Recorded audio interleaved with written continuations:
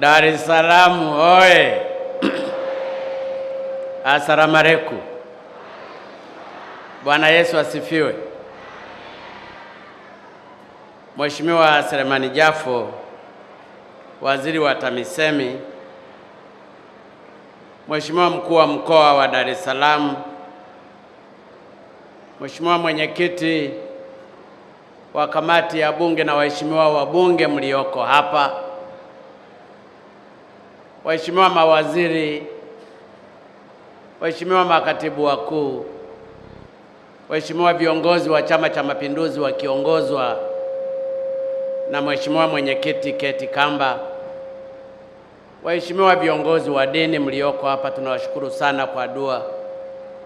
Mkurugenzi wa jiji na wakurugenzi wengine mlioko hapa, waheshimiwa wakuu wa wilaya, madasi, makatibu tarafa, watendaji wa kata, wenye viti wa vijiji, mpaka waheshimiwa viongozi wa nyumba kumi, waheshimiwa wananchi wote na waheshimiwa wadau wa stendi hii.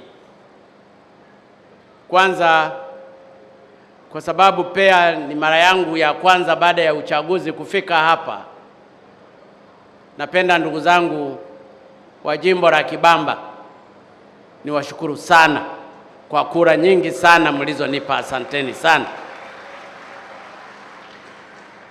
Lakini nawashukuru sana kwa kumchagua kijana mtemvu, mwenye sura nzuri, mnyenyekevu, anayewapenda wananchi wa Kimamba. Lakini nawashukuru pia kwa kunichagulia madiwani wa CCM wengi katika jimbo hili. Nasema ndugu zangu, asanteni sana. Asanteni sana, napenda niahidi kwenu sitawaangusha. Ninaposimama hapa mbele yenu, ninaguswa na mengi ambayo natakiwa kuyafanya. Nimemwona pale mbunge cha urembo wa jimbo la Mbagala. Ninajua kwa jinsi alivyoongoza kwa kura nyingi za kunipigia mimi, na nikapata kura nyingi sana, na walijitokeza watu wengi kwenda kupiga kura. Naomba Mheshimiwa cha urembo nifikishie shukrani zangu kwa wapiga kura wako, na ningependa hata kabla sijaondoka Dar es Salaam nikafungue mradi mmoja kule Mbagala, ambapo ninafikiri nitakuwa nimetimiza wajibu wangu. Lakini ndugu zangu, ninazungumza kwa dhati kwamba nina mambo mengi ambayo nina wajibu wa kuyatekeleza katika jiji hili la Dar es Salaam. Dar es Salaam imebadilika sana. Nilikuwa najaribu kumsikiliza mbunge mtemvu alivyokuwa akijieleza hapa. Ninyi ndugu zangu wa Dar es Salaam mtakuwa mashahidi.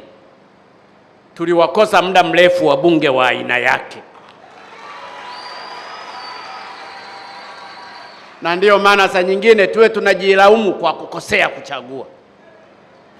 Alivyokuwa akiomba tu pale, akinyenyekea, mimi nimeguswa sana.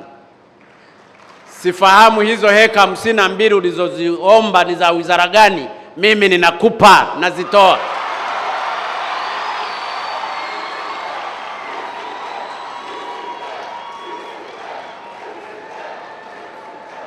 Kwa sababu huziombi kwa ajili ya kwenda kujenga nyumba yako.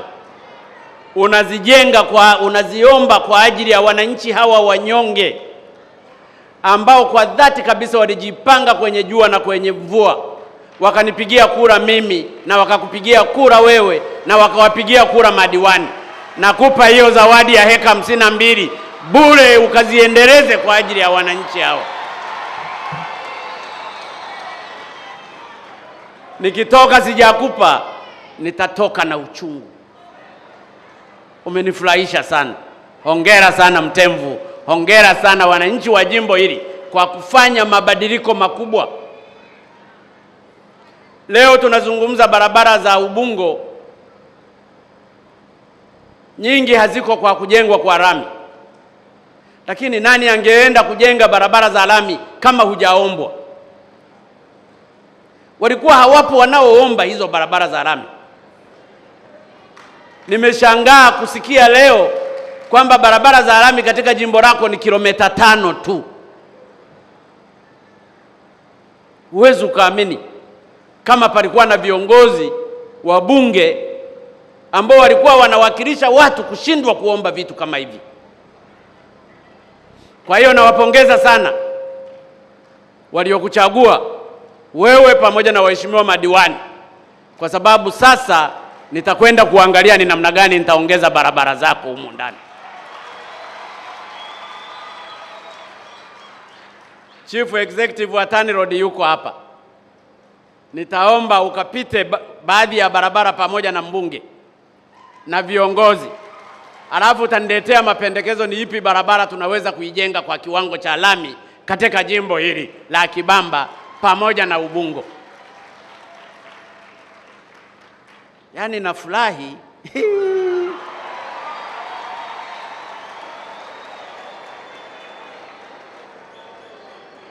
Jamani, Dar es Salaam mmenifurahisha.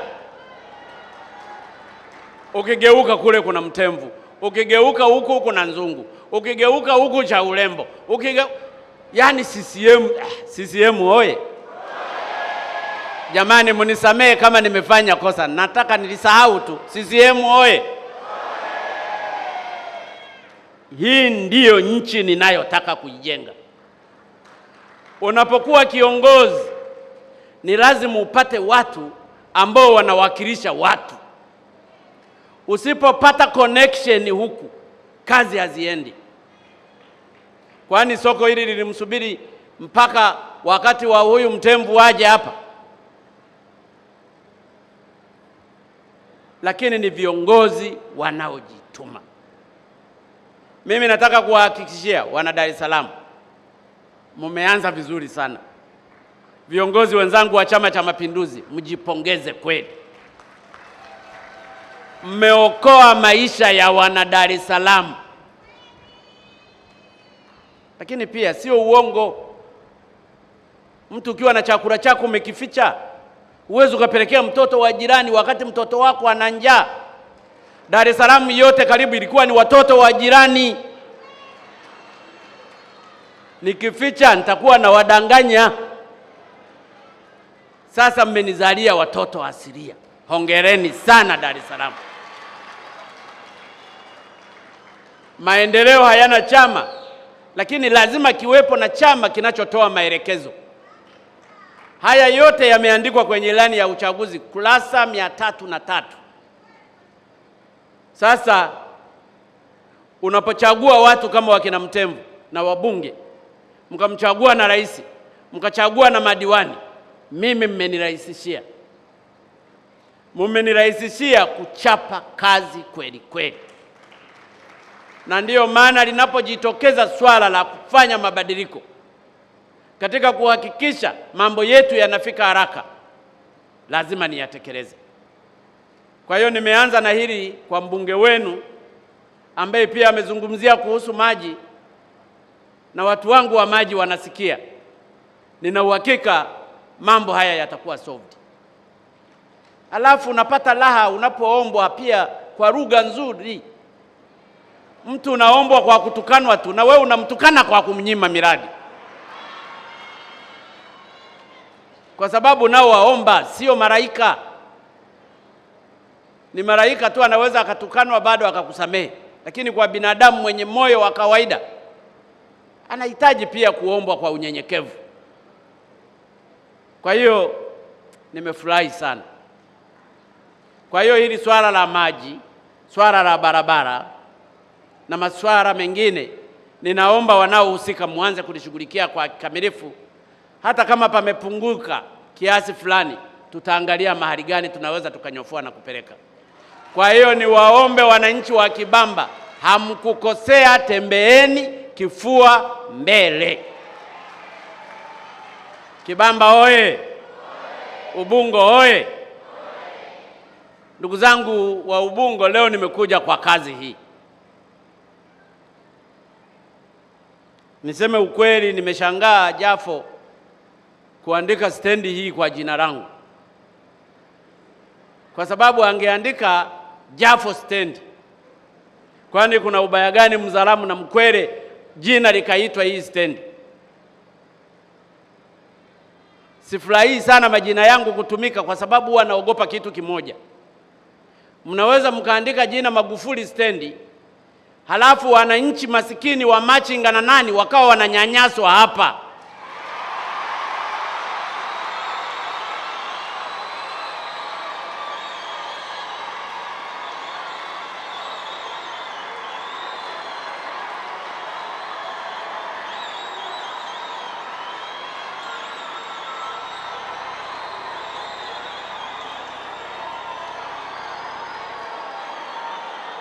Ubungo oye! Mimi nilichaguliwa na wananchi hawa wanyonge. Nilichaguliwa na wananchi wa kawaida.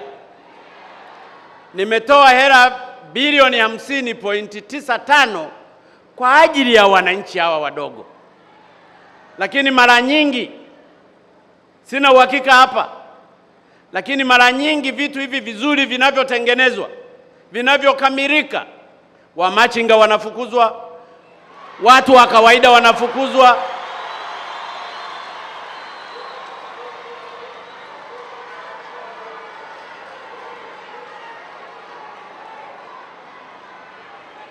Na ndiyo maana nitaumia sana kama wananchi hawa wanyonge watakuwa wanafukuzwa, halafu mmeandika stendi ya Magufuli.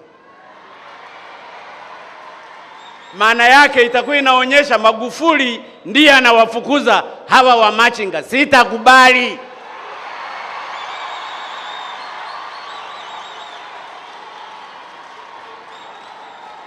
Kwa hiyo nikueleze Mheshimiwa Waziri, inawezekana umejichongea kwa kuliita stendi hii Magufuli.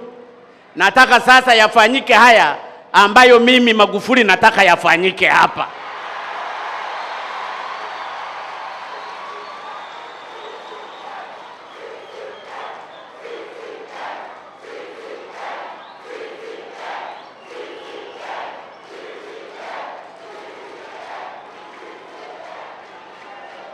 Stendi oye! Kwa sababu nilikuwa naangalia katibu mkuu akieleza hapa yale yaliyomo humu.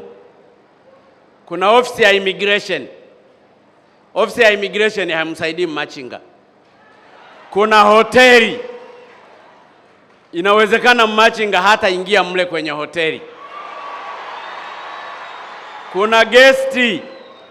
Inawezekana Machinga hata ingia mle. Kuna vitu vingi vizuri ambavyo sina uhakika vitawagusa namna gani hawa watu. Sasa nitoe wito kwako Mheshimiwa Waziri na mkurugenzi. Mumenipa jina, mimi goja nilikubali kwa ajili ya kuwatetea hawa watu.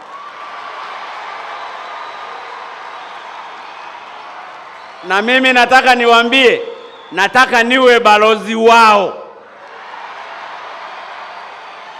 Sasa kama mnataka hivyo, nataka hii stendi itakapoanza hawa Wamachinga wasifukuzwe kwa sababu ni kwao.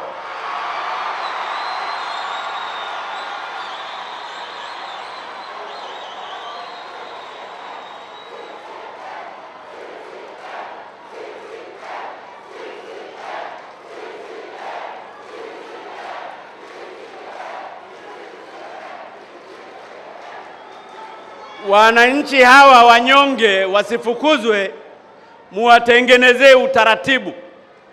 Kwa sababu kama kuna mabasi 3,000 yanaingia haya na yatakuwa yamepakia abiria, hao abiria wakanunue chakula kwa Wamachinga.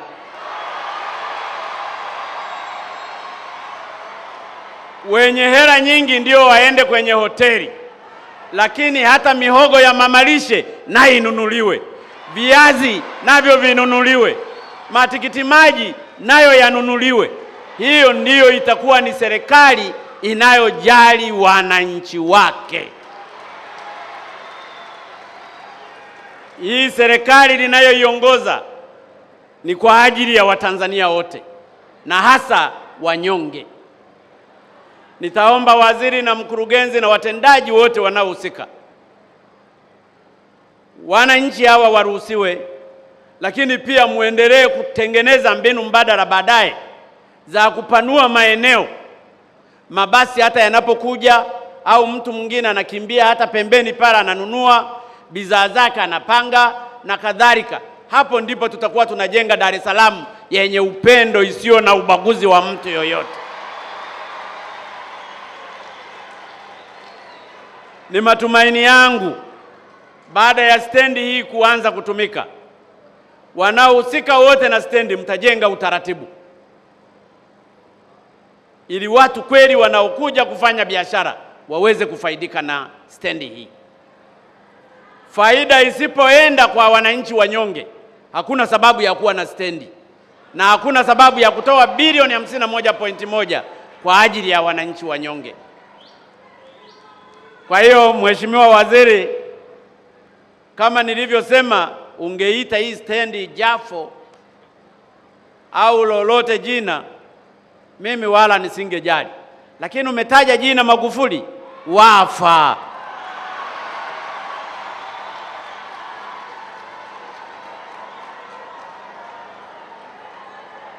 Nasema uongo ndugu zangu wa machinga? Au hamtaki kufanya kazi hapa? Wangapi basi niwaone hata mnanyosha mikono?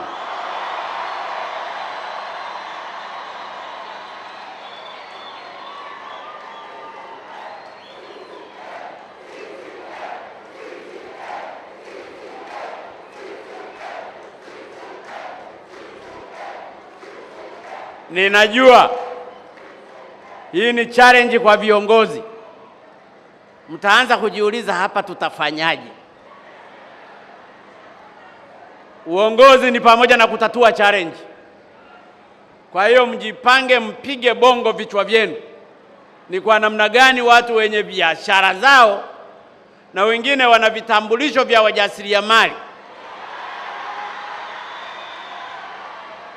kwa maana nyingine wamelishalipa 20,000 zao, ni lazima nao wafaidike na hili soko jipya. Na ninafahamu, mimi nimezaliwa kijijini, mabasi yanaposimama, mtu mwingine anataka kuuza muhindi, ataenda dirishani atanunua.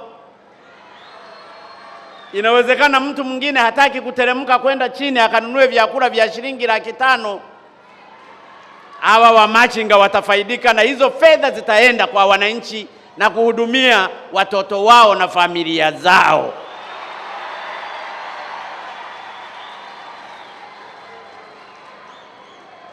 Mheshimiwa Waziri, mwaka jana nilikuja hapa pamoja na Rais wa Malawi. Siku hiyo sikufurahia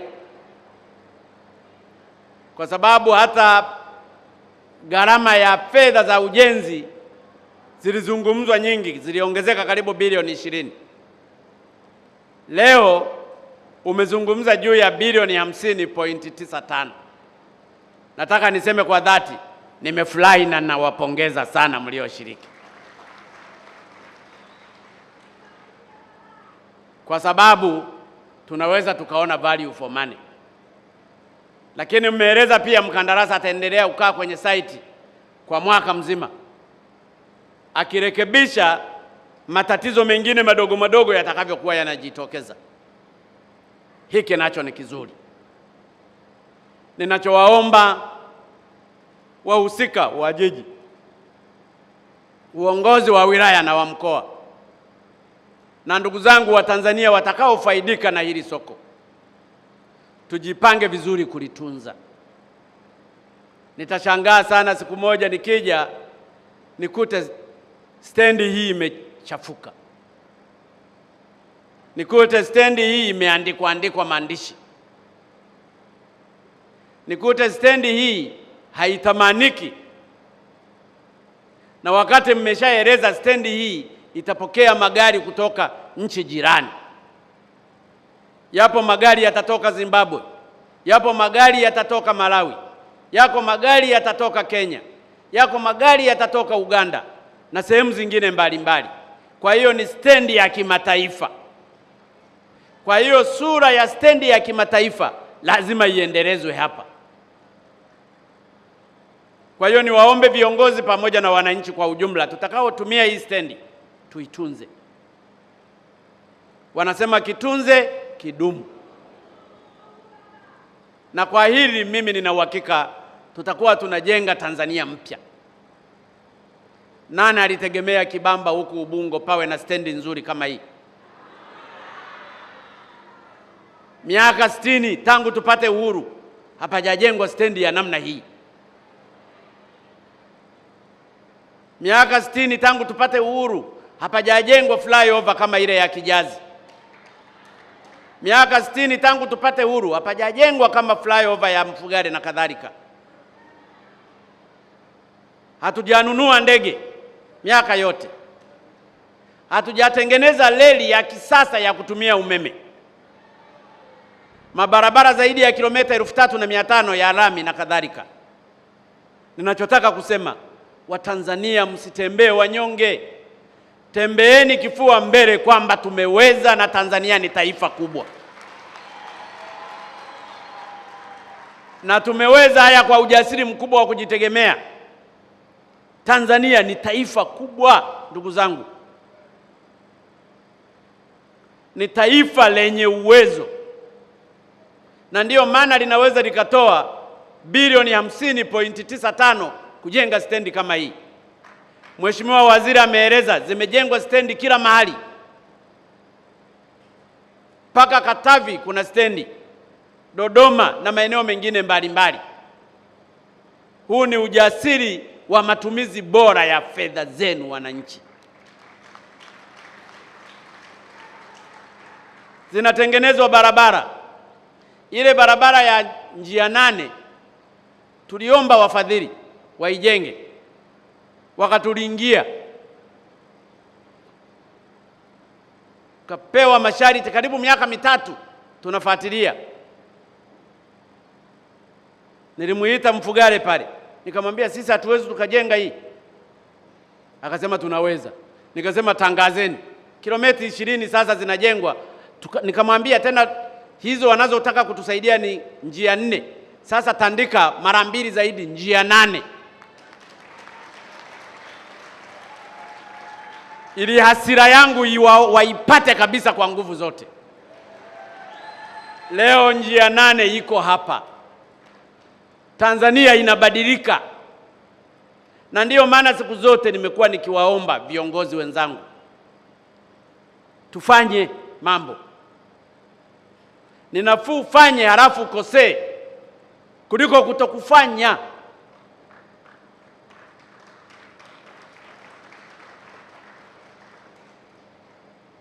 Tutafanya mabadiliko makubwa katika nchi hii.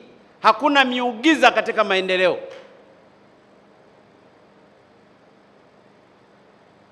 Miradi hii inayopatikana ni kwa kuamua. Usipoamua huwezi ukafanya kitu. Hata ukiwa wewe katika maisha yako ya nyumbani ya kawaida, umepata vihera vyako, unasema hivi havitoshi, ngoja nikusanye mpaka ziwe nyingi, hutajenga hata kibanda. Ni kuamua. Kwa hiyo tuliamua kuanzisha mradi wa Stiglas Gorge. Ulipigwa vita sana.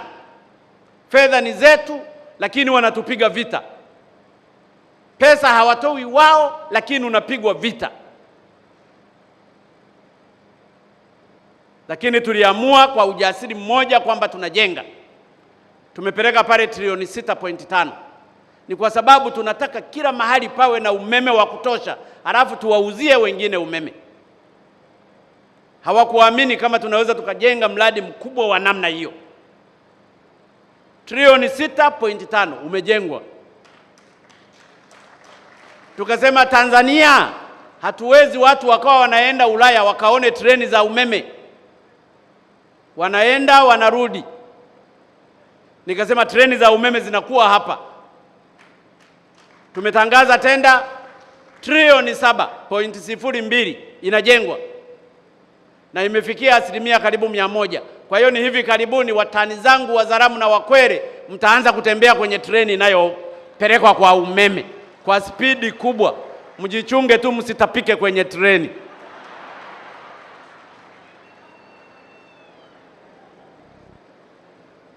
Wazaramu oye! Lakini haya ninayotaka kusema ni kwamba Tanzania tunaweza.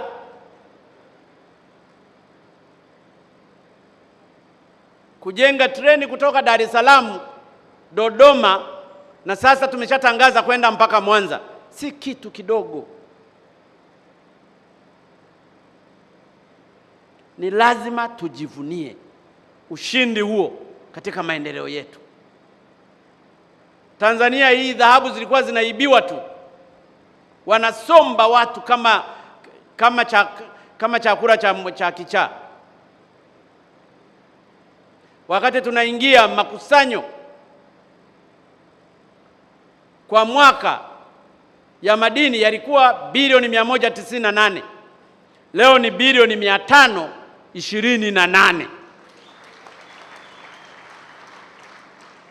Hizi fedha ndizo tunaziweka kwenye miradi hii. Mnapoona hii miradi inaenda ni kwa sababu ya fedha zenu wananchi. Mimi ni mtumishi wenu tu. Ni wajibu wangu kusimamia hizi rasilimali kwa faida ya Watanzania.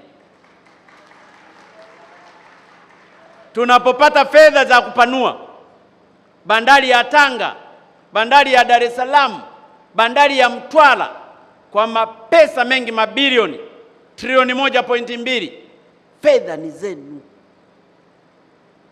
Tunapoamua kujenga barabara za Dar es Salaam kwa zaidi ya trilioni 1.2, kila mitaa, ukienda Sinza barabara, ukienda wapi, mpaka barabara za vichochoroni, zikawa zimebaki tu za Ubungo kwa sababu hatukuombwa.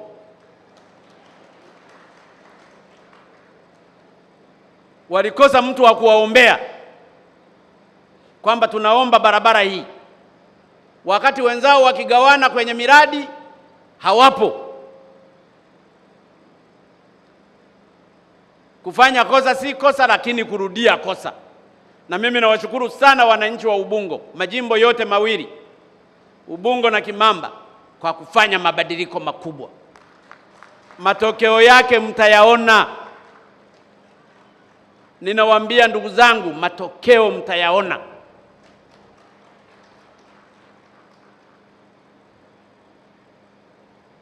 Kwa sababu katika miaka yote mitano tulitengeneza kabarabara haka kuteremka chini kule.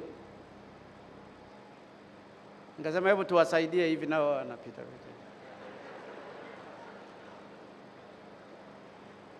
Kwa sababu hawajakuomba. Leo ninyi mnaomba, na mfano mmeiona hapa. Kijana mnyenyekevu, mpore. Ningekuwa na mtoto wangu wa kike ningekupa.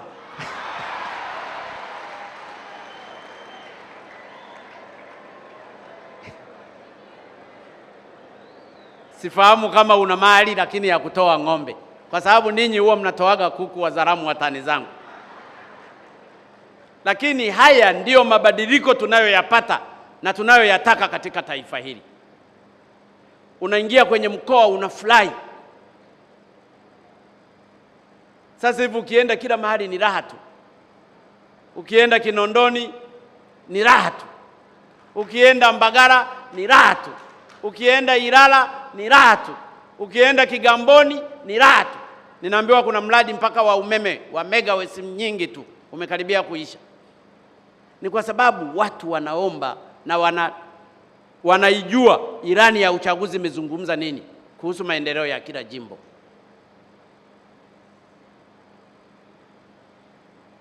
Mheshimiwa Waziri na ndugu viongozi wenzangu, mumeeleza hapa patakuwa na mabasi 3,454 yatakayokuwa yanahudumiwa, na patakuwa na magari mengine mabasi 1,000 yanalala hapa, na kuegesha magari madogo madogo 280. Nina uhakika patapatikana pia mahali pa kuegeshwa hata bodaboda za wananchi wa kawaida. Kila tunapojenga mazingira ya watu wa klasi fulani, tusiwasahau watu wa klasi ya chini. kwa sababu mimi ni kiongozi wa Watanzania wote. Kama kuna hoteli za wakubwa zimejengwa pale, hoteli za mamalishe na babalishe lazima nazo ziwepo. Kama kuna maduka makubwa, wenye maduka hawa wanaotembeza kifuani au wapi, nao lazima yawepo. Kama kuna uji unanywewa kwenye hoteli huku, uji wa kwenye sufuria wa mamalishe unaopikiwa na kuni ambao ni mtamu zaidi, nao lazima uwepo. Kama kuna mananasi yanauzwa huku, yamewekwa kwenye sahani za vioo, lazima mananasi yaliyokatokata na kuweka kwenye sufuria na kuna mti wa kuchomea ili kusudu yale, nayo lazima yawepo.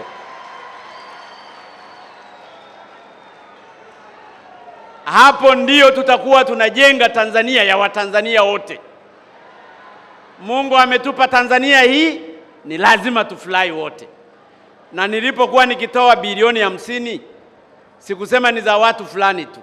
Na ndiyo maana Mheshimiwa Waziri, hili kalisimamie, kwa sababu ninafahamu sana tunapomaliza kujenga majengo, wakati wa kugawana panakuwepo saa nyingine madalali.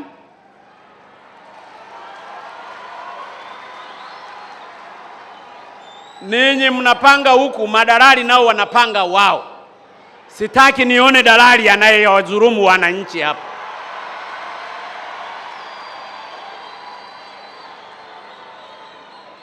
Nataka kila mmoja faidi na matunda ya Tanzania. Ili stendi hii ya mabasi 3,400 na kitu ilete faida mpaka kwa mtu wa maisha ya chini kabisa.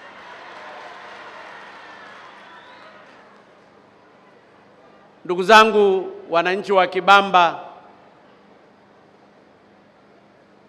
Mheshimiwa Waziri na ndugu viongozi, leo ni siku ya furaha. Nina raha kweli ndugu zangu. Kwa hiyo napenda tena nichukue nafasi hii kuwapongeza. Ile ardhi ni ya watu gani? Ile ardhi heka 52 ni za nani? RC nani? Ni za nani hiyo ardhi? Wizara ya Kilimo.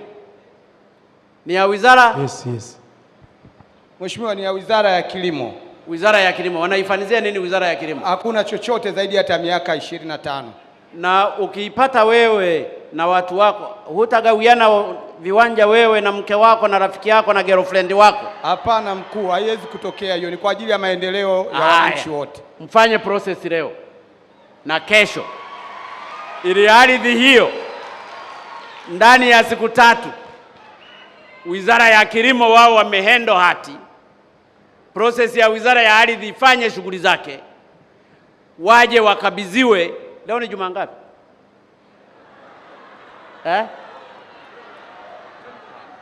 Leo Jumatano. Kabla ya wiki haijaisha Ijumaa, wao wamekabidhiwa hati na Mheshimiwa mbunge na kamati yake na watu wake, wakabidhiwe hiyo hati waisimamie. Ila mkaiendeleze kwa faida ya wananchi wanyonge. Kama mnatengeneza mahali pa kuuza mamalishe, mamantilie, mimi sina tatizo, ili mradi ikaguse wananchi wa eneo hilo. Ndugu zangu, sipendi niwachoshe wana Dar es Salaam. Leo ndio nimeanza ziara ya Dar es Salaam. Makaribisho ni mazuri na mimi nimefurahi. Ningependa angalau kila jimbo nilitembelee, lakini nitakuwa nakuja taratibu. Yale nitakayokuwa na kwama ninarudi tena siku nyingine, kwa sababu hapa Dar es Salaam ni mtakuja. Lakini nitakuja tena siku nyingine nizungumze hata na kamati ya siasa ya mkoa na za wilaya katika Dar es Salaam, ili nipate muda wa kusikiliza na kupata ushauri mzuri kutoka kwao. Ninawashukuru sana ndugu zangu, sana. Leo siku yangu naenda kulala nikiwa salama. Ni matumaini yangu na ninyi mtakwenda kulala salama. Tulitunze hii stendi vizuri. Mabasi yaendeshwe kwa raha. isiwe chanzo cha ajali. Vyombo vya ulinzi na usalama nao mkasimamie usalama wa vyombo pamoja na usalama wa raia wanaotumia stendi hii. Baada ya kusema haya, ndugu zangu, nimeshawapongeza. Mungu ibariki stendi hii ya hapa Dar es Salaam. Mungu wabariki wote watakaotumia stendi hii. Mungu ibariki wizara pamoja na waziri wake na katibu mkuu wake na wakurugenzi wote waliosimamia ujenzi huu.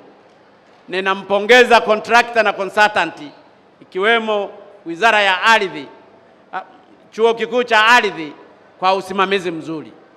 Mungu awabariki sana na akawatunze. Asanteni sana. Naomba wote tusimame sasa. Brass band tujiandae kupiga fanfare ya kumwaga Mheshimiwa Rais. Brass band tujiandae. Makofi mengi na vigelegele kwa Mheshimiwa Rais. Wamachinga oye! Akina mama lishe oye! Biashara ndogo ndogo oye! Haya, fanfare. Brass band tujiandae. Brass band tujiandae kwa ajili ya kumtoa Mheshimiwa Rais wa Jamhuri ya Muungano wa Tanzania Dr. John Pombe Magufuli, ambaye amemaliza kuhutubia hapa katika hafla hii ya kufungua kituo kikuu cha mabasi Dar es Salaam, ambacho kinaitwa kituo kikuu cha mabasi cha Magufuli Dar es Salaam.